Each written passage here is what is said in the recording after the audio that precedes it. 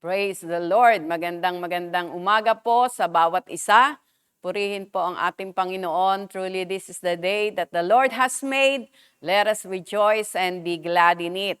Amen. Praise God. At sa oras pong ito, sa pagkakataon na ibinigay sa atin ng ating Panginoon upang tayo ay magkasama-sama na magbulay ng kanyang salita. Ito po ay isang napakalaking pribileyo na nais ang ating Panginoon na patuloy nating ipagpasalamat. Kaya bago po tayo naroon na mag-umpisa, tayo po ay dumako sa trono ng kanyang kalwalatian na mayroong pagpapakumbaba sa ating mga puso.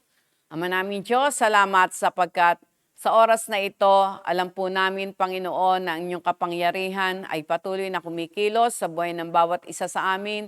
Salamat po sapagkat kayo ang nagtakda ng araw na ito, ng oras na ito, na muli po ay magkasama-sama kami, kahit po kami po ay magkakahiwalay physically, pero kami po ay magkakasama spiritually na naroon na magbubulay-bulay, Panginoon, mag-aaral ng inyong salita. Dalangin ko po, Panginoon, open our spiritual eyes that we may behold the wonders of thine law.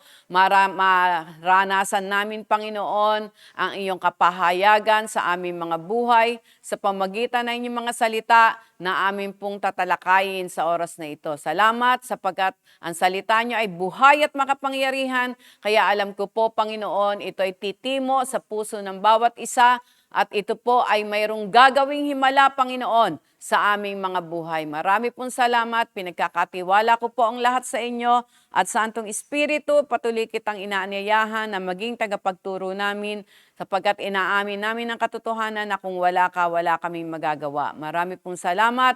Pinupuri kita at pinasasalamatan, Panginoon, sa pangalan ng aming Panginoong Hesus. Amen. Amen. Thank you, Lord. Sa oras pong ito, katulad nga po ng, sabi nga po ay nakagawian na kapag panahon ng Pebrero, ang ating mga naiisip o naroon po napapagtuunan ng pansin ay ang tungkol sa salitang love, no? At makikita po natin na ang nais ng ating Panginoon, katulad po ng tema na inilagay ng Panginoon sa puso ni Bishop, na ang ating pong pagbubulay-bulayan sa buong buwan na ito ng Pebrero ay tungkol sa living sacrifice, no?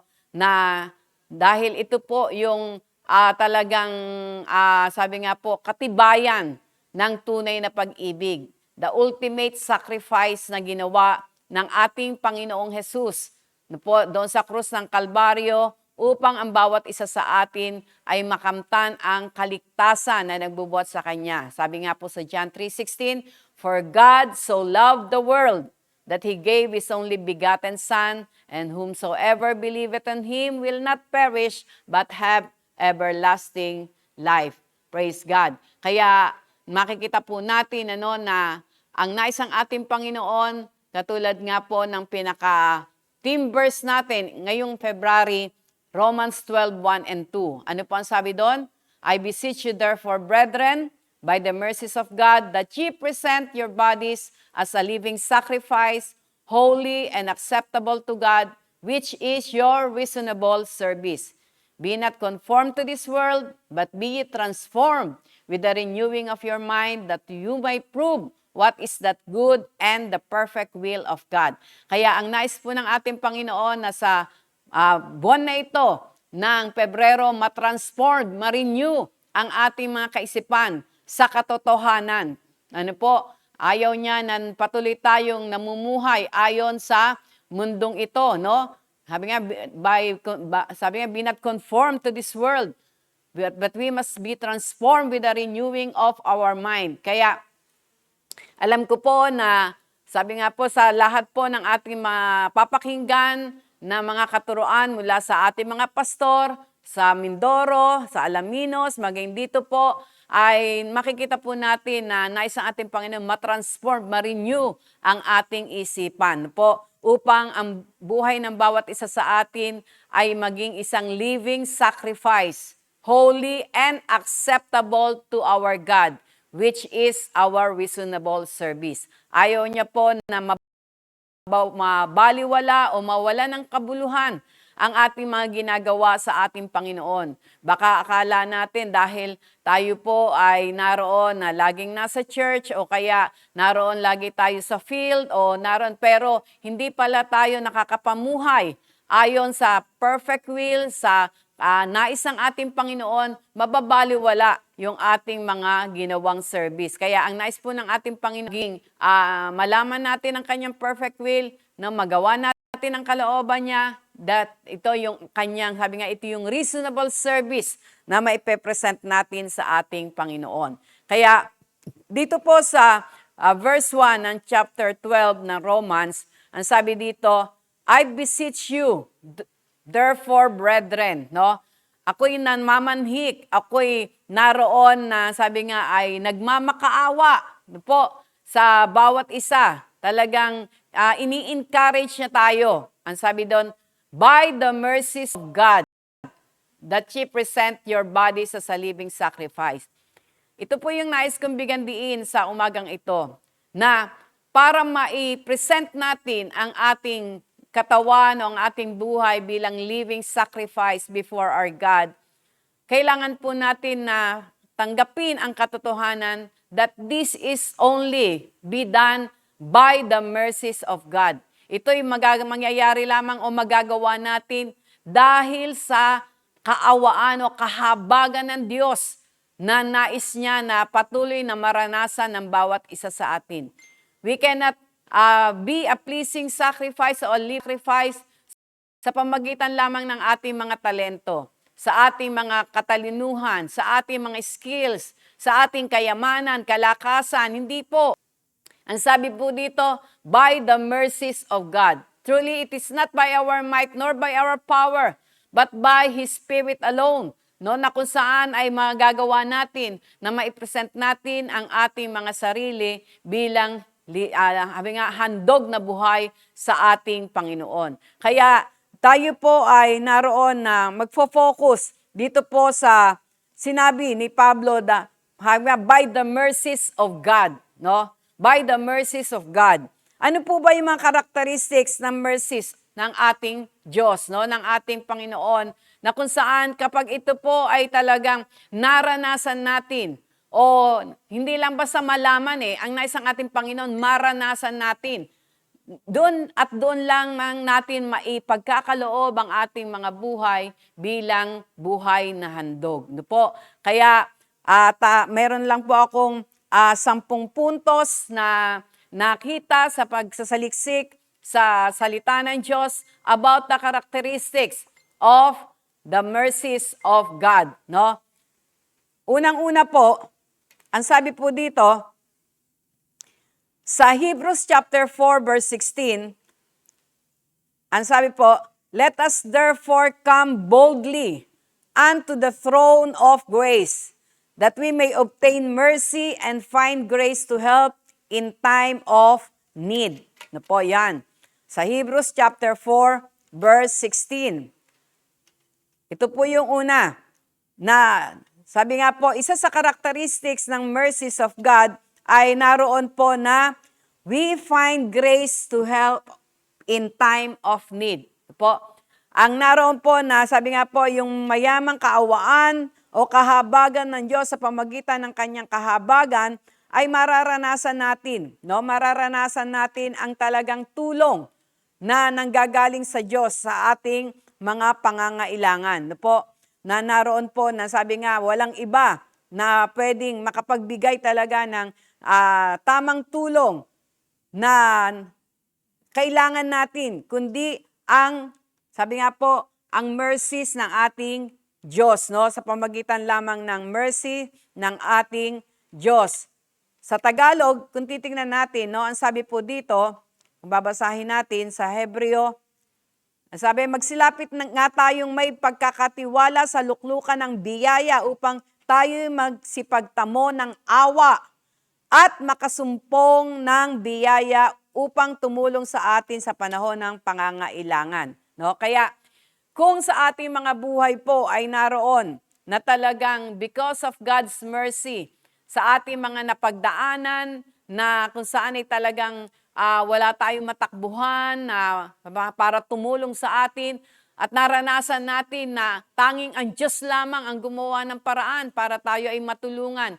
Alam niyo po ba yung awa na yon o yung kahabagan na yon, no, yung mercy na yon ay matatanim sa ating mga puso. Lagi natin yung maaalala, no? Lagi nating maaalala na kung hindi sa Panginoon, kundi sa kahabagan ng Panginoon, hindi ko mapapagtagumpayan ang problemang yon, no? Kaya dahil po doon, makikita natin na ito yung magbubunsod sa atin. Na kumbaga, likas na sa tao yung yung talagang naroon na nagbibigay tayo ng, habi nga po ay gumaganti tayo, di ba? Gumaganti tayo ng kapag tayo ay naroon na nagawa ng tulong, no?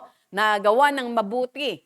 Likas na po 'yun sa tao. Kaya bilang pagganti natin, no po, dahil sa kahabagan ng ating Diyos, na tayo ay nakatamo ng kanyang tulong sa ating mga pangailangan, yun yung magbubunsod sa atin na talagang maglingkod sa Kanya o i-offer ang ating mga buhay sa ating Panginoon. No? Kaya, isa sa characteristics ng mercies of God ay we find grace to help in times of need. Po. At ang pangalawa, ang sabi po dito sa James chapter 2, verse 13, "For he shall have judgment without mercy that hath showed no mercy, and mercy rejoiceth against judgment." Sa Tagalog, sapagkat ang paghuhukom ay walang awa doon sa hindi nagpakita ng awa. Ang awa ay lumuluwalhati laban sa paghuhukom. Ibig sabihin, no, sa ating number 2, it rejoiceth against judgment. Na kung saan, kung titingnan po natin sa ayot sa gusto natin, no, tayong lahat po ay naroon na mayroon ng kahukuman. Ito ay yung kamatayan, no? Yung kamatayan doon sa impyerno. Bakit? Sapagkat tayo ay nagkasala. Sabi nga sa Romans chapter 6 verse 23 at saka sa Romans 3:23 at saka 6:23, no? All men have sinned and fall short of the glory of God. The wages of sin is death. But the gift of God is eternal life through our Lord Jesus Christ. Kaya naroon na talaga yung judgment na nakapataw sa sangkatauhan, ang kamatayan. Dahil doon sa kasalanan na nagawa ng ating unang ninuno, ng ating unang magulang na si Eva at si Adan.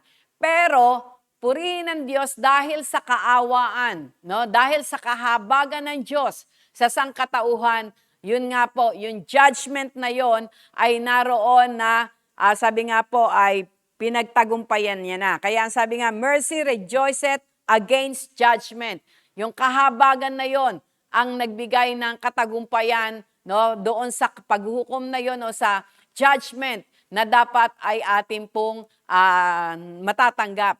Kaya kapag ito po ay lagi nating naalala, katulad na lang po, halimbawa, kung ang buhay natin noon ay masyadong masalimuot, no? Dahil hindi natin siya nakikilala pa, hindi pa natin nararanasan yung kanyang mercy. No po? Naroon na sabi nga ay, pero biglang dumating sa punto na yun nga po, naranasan natin yung kanyang kahabagan, tayo ay inalis niya mula sa kadiliman papunta sa kaliwanagan. Ito po ay laging magpapaalala sa atin, no? Ito ay magpapaalala sa atin na dahil sa kanyang kahabagan, tayo ay naligtas, no? Doon po sa judgment na yon. Na dahil makikita po natin na dahil nga po patungo talaga doon sa judgment na yon ng kamatayan ng tao, buhay pa, no? Naroon na nararanasan na yon sa pamagitan ng kahirapan, sa pamagitan ng mga sakit at karamdaman, mga problema, mga bisyo, no? Yun po yung naroon na unti-unting nalalakaran patungo dun sa judgment ng kamatayan. Pero dahil sa kahabagan ng ating Panginoon, tayo ay napagtagumpay. Kaya nga sabi dito, it rejoices against judgment, no? Praise God. Number 3, it gives us a lively hope. No, it gives us a lively hope. Sa 1 Peter chapter 1 verses 3. Ang sabi po dito, "Blessed be the God and Father of our Lord Jesus Christ, which according to his abundant mercy hath begotten us again unto a lively hope by the resurrection of Jesus Christ from the dead." Amen. No? dito makikita natin na ang sabi nga ay, purihin nawa ang Diyos at Ama ng ating Panginoong Hesus na ayon sa kanyang malaking awa, no? Ayon sa kanyang malaking awa ay ipinanganak na muli tayo sa isang buhay na pag-asa. 'Yon, kaya sa mercies of God, yung mercies of God ay nagbibigay ng buhay na pag-asa, no? Nagkaroon tayo ng pag-asa dahil sa malaking awa ng ating Panginoon sa atin. Kaya nga po, talagang ito yung sinasabi ni Pablo, by the mercies of God, no? By the mercies of God.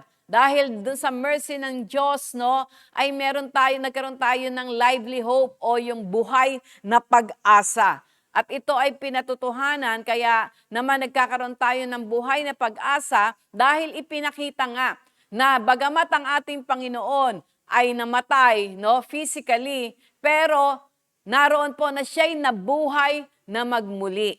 Po. Kaya sa malaking awa ng Diyos na ating mararanasan, makikita natin ang mga bagay na namatay sa ating buhay, halimbawa po, relasyon, o anumang negosyo, o anumang bagay na namatay, ay pwedeng bigyang muli ng buhay ng ating Panginoon. Kaya dahil sa malaking awa ng Diyos, binibigyan tayo ng buhay na pag-asa. Kaya purihin ang ating Panginoon. Ang number 4, no?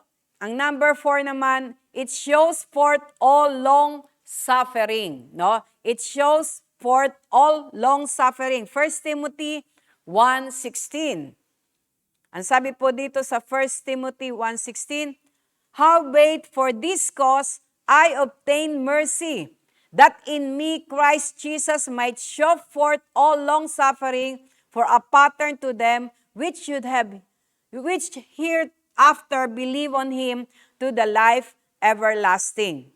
Ang sabi po dito, gayon may dahil dito, kinahabagan ako upang sa aking Pangulong pakasalanan ay maipahayag ni Hesukristo ang buong pagpapahinuhod niya na halimbawa sa mga magsisampalataya sa Kanya sa ikabubuhay na walang hanggan, no? Ang sabi nga, ang long suffering pala ay pagpapahinuhod, no po? Naroon na dahil nga nais ng ating Panginoon na talagang tayo ay naroon na makapamuhay, no? Matanggap talaga yung life everlasting, no? Kaya makikita natin dahil ito sa kahabagan, no? Ang sabi nga, gayon may dahil dito kinahabagan ako ng Diyos. Kaya kailangan talaga maranasan natin, no? Maranasan natin yung mercy ng ating Diyos, no? Ng ating Panginoon. Kaya talagang binigyan ito ng diin by the mercies of God. By the mercies of God. Number 5, ang sabi nga, ang mercy ng ating Panginoon ay mayroong greatness, may kadakilaan. Ang sabi sa 2 Samuel 24 verse 14. Ang sabi dito, and David said unto God, I am in a great strait, let us fall now into the hand of the Lord, for His mercies are great, and let me and not fall into the hand of man. No? Dito makikita natin na sabi nga ni David, no po, kay God, na ang sabi niya nga ay, naroon daw po na mas mabuti pa na mahulog ako sa kamay, no? Sa kamay ng Diyos na punong-puno, no? Na may dakilang kahabagan kesa sa mahulog ako sa kamay ng tao. No? Anong ibig sabihin nun? Dahil, sabi nga po, kapag tayo ay naroon na sa kamay ng ating Diyos talaga, sabi nga ay napunta o sabi nga bumagsak, no? Maaring sabi nga hindi tayo perfect, no? Hindi tayo naroon na sabi nga hindi nagkakamali o nagkakasala, pero ang sabi nga po, kapag tayo ay sa kamay ng ating Diyos bumagsak, paano po nangyayari 'yon? Naroon yung ating pagpapakumbaba, naroon yung ating pag-amin sa harap ng ating Panginoon. Doon tayo talaga lumuluhod, sa Kanya talaga tayo naroon na sabi nga po ay nagbibigay ng ating taus-pusong pagre-repent sa ating ginawa, makikita natin because of His greatness, yung mercy na mayroong kadakilaan, no, ay makikita po natin na, sabi nga po, laging mayroong right judgment o mayroong pag-asa, no? Hindi katulad halimbawa kapag sa tao, ang tao kasi madaling mag-judge, ang tao kasi madaling naroon na magparusa, pero ang ating Diyos dahil sa dakilang kahabagan niya, no? Naroon po na, sabi nga po, hindi ka matatakot. Hindi ka matatakot na ikaw ay naroon na bumagsak o mapariwara sapagkat sa ating ng Panginoon, sa kanyang kahabagan, ang buhay natin na wasak ay kaya niya muuling buuin. No po? Kaya, sabi nga, His mercy has His greatness, no? Naroon yung kadakilaan ng ating Panginoon, no? Yung kanyang kahabagan sa bawat isa. Ang susunod ay, sabi nga ay sa number 6, the mercies of God has forgiveness. Yan. Sa Daniel chapter 9, verse 9.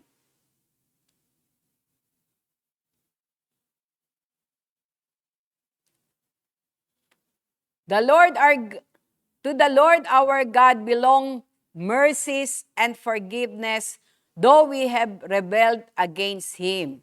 Yan, praise God.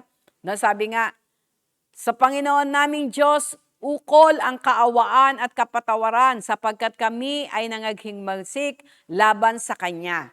Yan. Dito po makikita natin na bagamat tayo minsan, katulad nga ng sinabi dito, minsan nagre-rebelde tayo, no? Naroon na mapuna lang tayo o kaya may masabi lang hindi maganda sa atin. Minsan pumapasok yung spirit of rebellion o yung espiritu ng galit o yung espiritu ng bitterness, no? Pero dahil sa kahabagan ng Diyos, no, because of His mercy, ang sabi dito, no, naroon na mayroong forgiveness, no? Mayroong forgiveness. Anong ibig sabihin nun? Hindi ka mananatili doon sa bitterness mo, no? Doon sa mga tao na halimbawa nagbigay ng sakit sa puso mo, no po, kundi magkakaroon ka ng kapatawaran o pagpapatawad.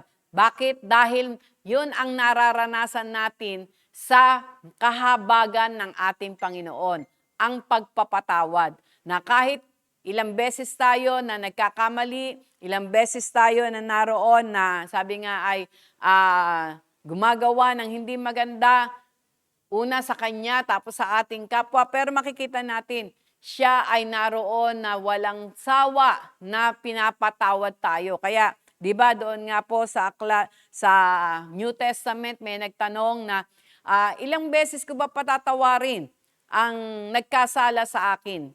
7 beses ba? Ang sabi ng ating Panginoon, 7 times 70. No? Anong ibig sabihin? No? Kung titingnan natin, parang 490. No? 490 times. No? Minsan nga, yung isang beses mo lang patawarin, parang napakahirap. Pero ang command ng Panginoon, 490. 7 times 70. Ganon kalawak ang forgiveness na ibinibigay ng ating Panginoon. No? At maging sa 1 John 1:9, anong sabi doon? If you will confess your sins, He is faithful and just to forgive us and cleanse us from all our unrighteousness. Ibig sabihin, every time na tayo nagpapakumbaba sa Kanya, naroon na dumadaloy yung kahabagan niya, kaya tayo ay pinatatawad niya. Amen? No? Kaya, alam niyo po, kapag yung kapatawaran na yon ay ano lang natin sa ating mga puso, no? Magkakaroon ka lagi ng spirit of, sabi nga po, pagpapasalamat, no? Yung espiritu na nagpapasalamat ka lagi sa Kanya dahil ikaw ay pinatawad niya. Ako at ikaw ay pinatawad niya, no? Sa ating mga kasalanan. Kaya purihin ang ating Panginoon. At ang pampito, ito yung sabi nga sa Ephesians chapter 2 verse 4. But God, who is rich in mercy, for His great love wherein He loved us. Ngunit ang Diyos palibhas ay mayaman sa awa, dahil sa kanyang pag-ibig na kanyang inibig sa atin. Praise God. No? Makikita natin na ang sabi nga po, tayo po ay hindi kaibig-ibig. No? Hindi tayo kaibig-ibig. Pero dahil sa mayamang awa ng ating Panginoon, naroon po yung great love niya ay pinadadama niya sa bawat isa sa atin. Bagamat tayo ay hindi kaibig-ibig, inibig tayo ng ating Panginoon. Amen? No? Yung iba nga ay hindi sila maibig ng kanilang pamilya, ng kanilang mga mahal sa buhay, no? Pero tandaan natin, ang mayamang biyaya, ang mayamang kaawaan, kahabagan ng Diyos ay kalakip nito yung malawak o yung dakilang pag-ibig na nais niya na maranasan at maramdaman po natin. Kaya kapag ito po ay naroon na sabi nga po ay talagang naranasan natin, ito po yung magbubunsod sa atin o yung magdadala sa atin na maihandog natin ang ating mga buhay bilang handog na buhay o yung living sacrifice po. At sa number 8, ayan, 3 na lang po yan. Ang sabi dito, it has abundant goodness and truth. No, yung mercies of God daw po ay merong abundant goodness and truth. No? Ang sabi sa Exodus 34 verse 6. And the Lord passed by before him and proclaimed, the Lord God, merciful and gracious, long-suffering and abundant in goodness and truth. Ang sabi dito, no?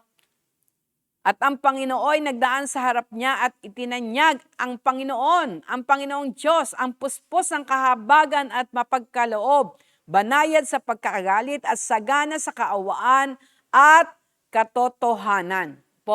Naroon daw po na, sabi nga po, ang ating Panginoon dahil sa kanyang, sabi nga po, yung mercy o yung kahabagan niya sa atin, naroon yung abundant goodness, no? Yung pag sinabing abundant, napakarami, no? Napakaraming kabutihan ang nais niya na maranasan natin, no? Yung katotohanan na magpapalaya sa atin, no? Ito po ay nangyayari because of His mercy, dahil sa kahabagan niya sa bawat isa sa atin. At ang number 9, number 9. Ito na lang po, 2 na lang dahil 10 lang po itong nakuha ko. Pero marami pa po kung talagang sasaliksikin natin ang banal na kasulatan. Ano? Ang sabi dito, it is slow to anger. No? Ang naroon daw po ang mercy ng ating Panginoon, it is slow to anger. Jeremiah 3:12, go and proclaim these words toward the north and say, return, thou backsliding Israel, saith the Lord, and I will not cause mine anger to fall upon you, for I am merciful, saith the Lord, and I will not keep anger forever. Sa Tagalog, at ikaw ay yumaon at itanyag mo ang mga salitang ito sa dakong hilagaan at iyong sabihin, ikaw ay manumbalik, ikaw na tumalikod na Israel, sabi ng Panginoon, hindi ako titinging may galit sa inyo. Praise the Lord. Sapagkat ako'y maawain, sabi ng Panginoon. Hindi ako nag-iingat ng galit magpakailanman. Amen. Naku, napakasarap pong pagbulay-bulayan nito, no? Ito yung salita na kung saan hindi ka talaga lalayo sa ating Panginoon. No, lalo kang lalapit sa Kanya. Bakit? Ang sabi niya nga, hindi siya naroon na nag-iingat ng galit. No, hindi siya nag-iingat ng galit. Hindi katulad ng tao. Yung tao, napakahirap magpatawad. No, hindi makalimutan yung nagawa mong pagkakamali, pagkakasala sa Kanya. Pero praise God, dahil sa kaawaan, kahabagan ng ating Panginoon, ang sabi niya nga, hindi siya nag-iingat ng galit, no? Sabi nga, kahit kailan. Kaya ang kanyang paanyaya, tayo ay lumapit sa kanya. No? Ikaw na tumalikod sa Panginoon. No? Kasi alam niyo po, ang kaaway po, no? kapag tayo ay nagkamali, ang naroon na i-inject niyan sa ating isip, naku, nagagalit sa iyo ang Diyos, no? Galit sa iyo ang Diyos.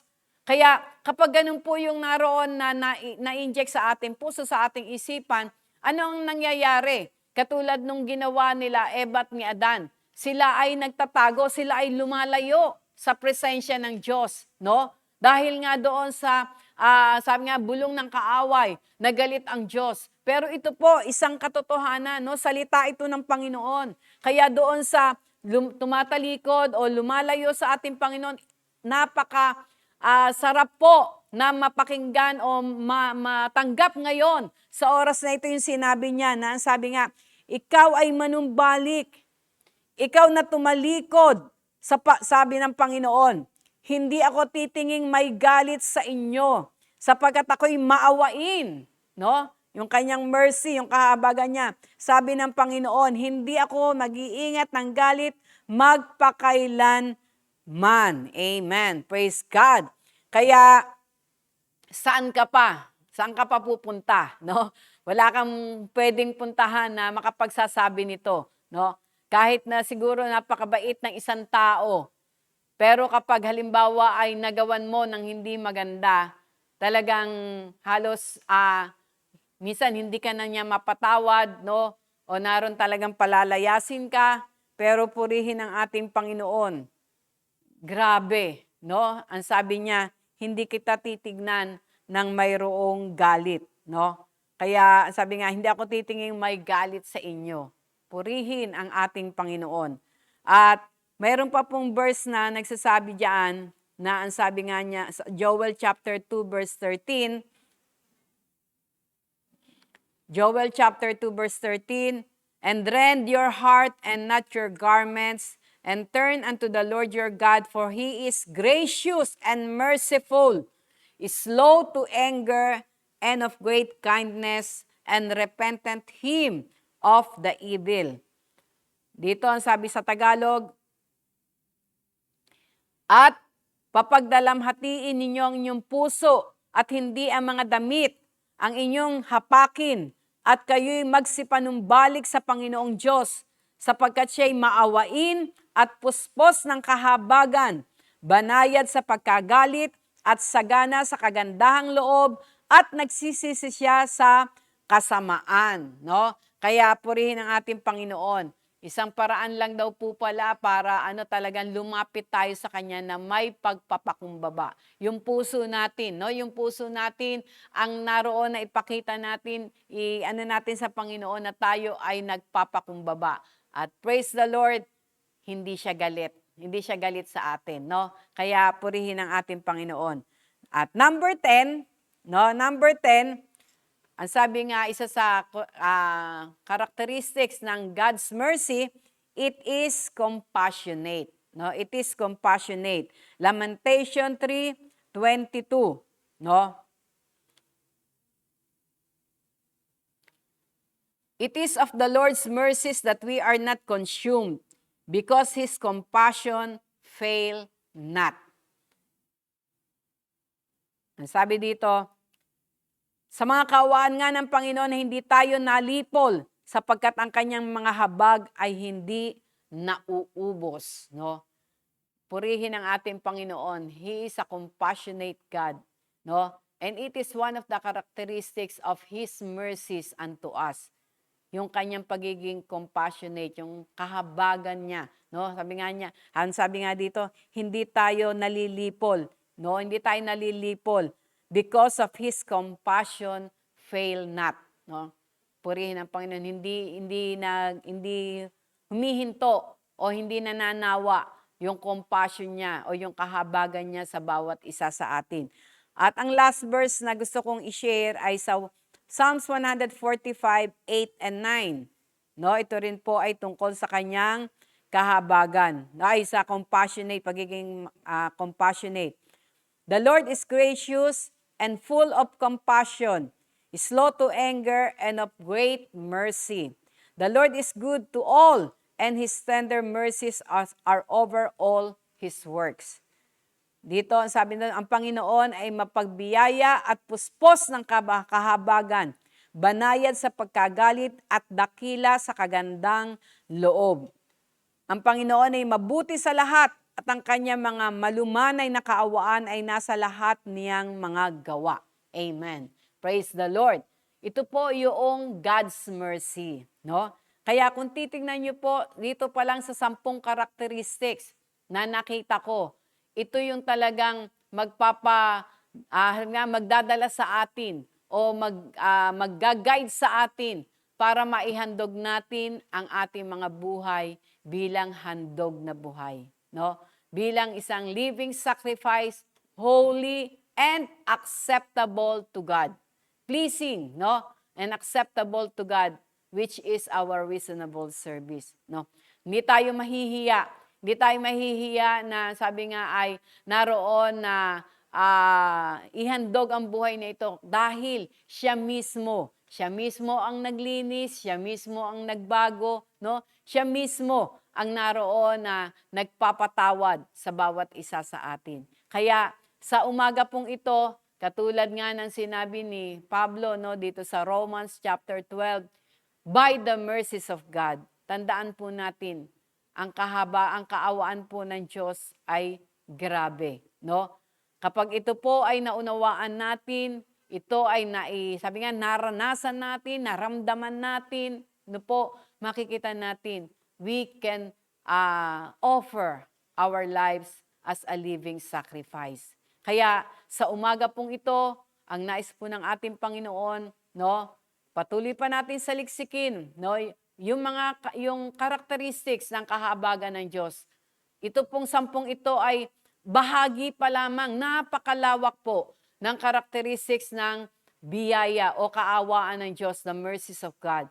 Kaya ito yung pinagdidiinan ni Pablo na because of the mercies of God, by the mercies of God, we can present our bodies. Kaya sa oras pong ito, kung sa pagkakataon na ito, kapatid, nakakaramdam ka na gusto mong lumayo dahil may pangyayari sa iyong buhay, sa iyong paligid.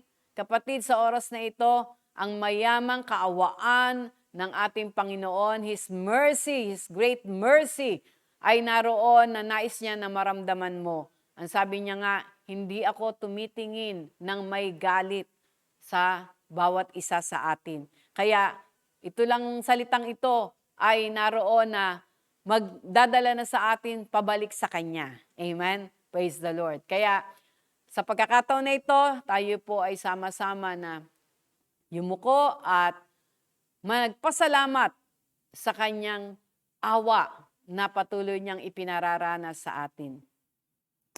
Oh, hallelujah. Thank you, Lord. Thank you, Lord, for your mercies, O God. Oh, yes, O Lord, because of your mercy, O God. Naroon, Panginoon, hallelujah. Kami po ay binago mo, Panginoon. Kami ay pinatawad mo, Panginoon. Kami binigyan mo ng pag-asa, O Diyos, sa magulong buhay na ito, Panginoon. Lord, saan pa kami pupunta? Saan pa kami naroon nakakanlong kundi sa inyong biyaya, sa inyong kahabagan, Panginoon, sa inyong kaawaan lamang, Panginoon. Yes, Lord, na hindi tumitingin sa aming mga pagkakamali, kundi naroon ka na laging handa na kami patawarin, laging handa na kami ay linisin. O Panginoon, tanging kayo lamang, O Diyos, ang aming lalapitan, ang aming tatakbuhan, ang aming pupuntahan, O Diyos. Thank you, Lord, for your mercy, endureth forever, O God. Yes, Lord, thank you for your mercy that endureth forever, Lord. Hallelujah. Lord, sa oras na ito, sino man po, Panginoon, ang naroon hindi pa nila nararanasan ng inyong, Lord, kaawaan, Panginoon. Oh, Lord, touch them, Lord. Paranas niyo sa Kanya, Panginoon. Iparanas niyo sa Kanya, O Diyos. Hallelujah. Na hindi ka galit sa Kanya. Lord, nais mo siyang linisin, nais mo siyang baguin, nais mo siyang bigyan ng buhay na pag-asa, Panginoon. At higit sa lahat, maramdaman ang dakilang pag-ibig mo na inilalaan sa bawat isa sa amin. Lord, marami pong salamat, O God. Hayaan niyo po ng great mercy na yan, Panginoon, na pinakikita at pinararamdam niyo sa amin ay, Lord, matanim sa aming mga puso. upang ito, Panginoon, ang magtulak sa amin o magbunsod sa amin, Lord, to offer our lives as a living sacrifice unto you. Yes, oh God, sapagkat tunay nga, Panginoon, wala kaming maibabalik o we cannot return everything, Lord, that you have done unto us, oh God, kundi, Panginoon, ang buhay na ito na pahiram mo rin lang sa amin, Panginoon. Kaya hindi namin maipagmamalaki ang buhay na ito. Ito ay galing pa rin sa inyo, Panginoon. Kaya Lord, sa oras na ito, salamat sa mga katotohanan na ito. Salamat sa inyong mga salita. Dalangin ko na ito'y naging rema sa puso ng bawat isa na makakarinig, Panginoon, ng mga katotohanan na ito. At ang katotohanan na ito magpapalaya sa amin upang, Lord, ma-i-offer namin ang aming mga buhay, Lord, sa inyong harapan bilang isang living sacrifice. Maraming pong salamat. Thank you, Holy Spirit. We praise you, Lord. We glorify thy name. In Jesus' name, amen and amen. Thank you, Lord. Kaya purihin po ang Panginoon. Patuloy po tayong naroon na sabi nga po ay maging excited dahil marami pong kapahayagan ang ating Panginoon na nais niya na marinig natin o matanggap natin, no, sa buong buwan na ito ng Pebrero. Kaya maging excited po tayo, no? At mamayang gabi po sa midweek service, sama-sama po tayo. At muli ay kailangan na natin mag face to face, no? Kung nahirati na tayo sa ating mga bahay, ngayon po ay bilang isang sakripisyo, magfe-face to face na po tayo. Kaya yan namin kay mamaya sa ating midweek service. Kaya purihin po ang Panginoon. God bless us all and good day. Amen.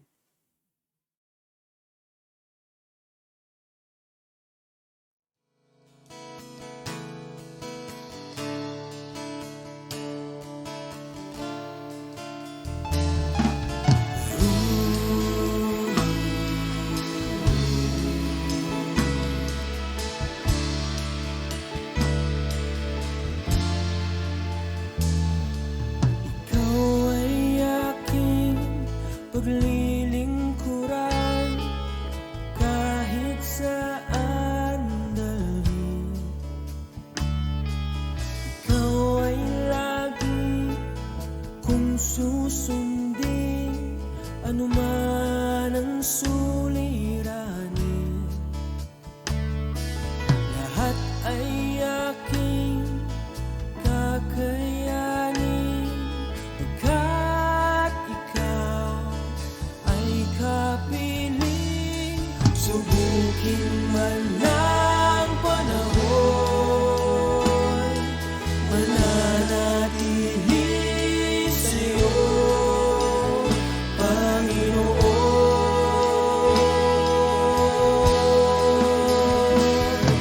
Walang alinlang ang maglilingkod, walang pangambang sa'yo ay susunod, hindi susuko at hindi